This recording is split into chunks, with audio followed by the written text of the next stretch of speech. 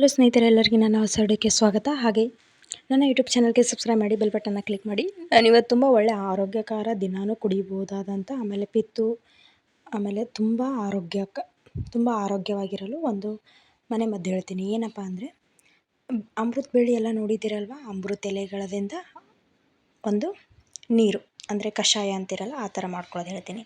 ಮೊದಲನೇದಾಗಿ ನಾನು ಸರಿಯಾಗಿ ಮೊದಲು ಚೆನ್ನಾಗಿ ತೊಳ್ಕೊಬೇಕು. ಯಾಕಂದರೆ ಕಸ ಕಡ್ಡಿ ದೂಸು ಬಿದ್ದಿರ್ತದಲ್ವ, ಸೊ ಅದ್ರ ಸಲುವಾಗಿ ತೊಳ್ಕೊಬೇಕು ಬೆಳ್ಳಿಗೆ ಅಮೃತ ಎಲೆಗಳನ್ನು.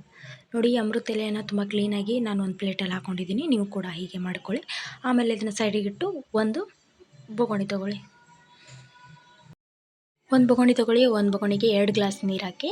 2 ಗ್ಲಾಸ್ ನೀರು ಹಾಕಿದ್ಕೊಳ್ಳೆ ನೀವು ಎಲೆಗಳನ್ನು ಇದು ತೊಳೆದು ಇಟ್ಕೊಂಡಿದ್ರಲ್ಲ, ಆ ಎಲೆಗಳನ್ನು ಇದಕ್ಕೆ ಹಾಕಿ.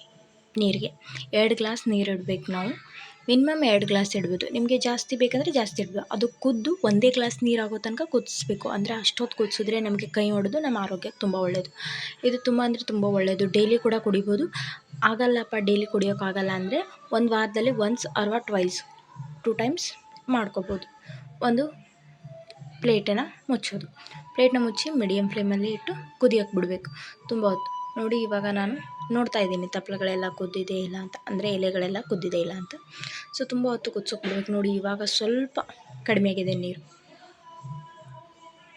ತುಂಬ ಹೊತ್ತು ಮಿನಿಮಮ್ದಿಂದ ಒಂದು 10ರಿಂದ 15 ನಿಮಿಷ ಕುದಿಬೇಕು. ಅಷ್ಟೊತ್ತನ ಕುದ್ರೆ ತುಂಬ ಚೆನ್ನಾಗಿರುತ್ತೆ.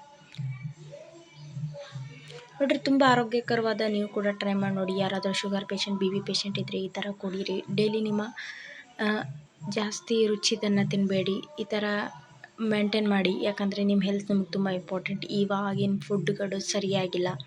ಸೊ ಅದ್ರ ಸಲುವಾಗಿ ನಿಮ್ಮ ಹೆಲ್ತ್ನ ನೀವೇ ಕಾಪಾಡ್ಕೋಬೇಕಲ್ವ. ಸೊ ಅದ್ರ ಸಲುವಾಗಿ ನಾವೇ ಮನೆಯಲ್ಲೇ ಏನೇನು ತಿನ್ಬೋದು ಅಂದರೆ ಇದರದ್ದು ಎಲೆಗಳನ್ನು ಕೂಡ ಬೆಳಗ್ಗೆ ತೊಳ್ಕೊಂಡು ತಿಂತಾರೆ. ಅದನ್ನು ಕೂಡ ನೋಡಿ, ಕಲರ್ ಬಿಡ್ತಾ ಇದೆಯಲ್ವ. ಸೊ ಆಲ್ಮೋಸ್ಟ್ ನೀರು ಎಷ್ಟು ಕಡಿಮೆ ಆಗಿದೆ. ಕಲರ್ ನೋಡಿ, ನೀರಿನ ಕಲರ್ ಚೇಂಜ್ ಆಗಿದೆ ಅಲ್ವಾ. ಫಸ್ಟಿಗೆ ಇಟ್ಟು ನೀರು, ಈಗ ನೀರು ತುಂಬ ಚೇಂಜ್ ಆಗಿದೆ.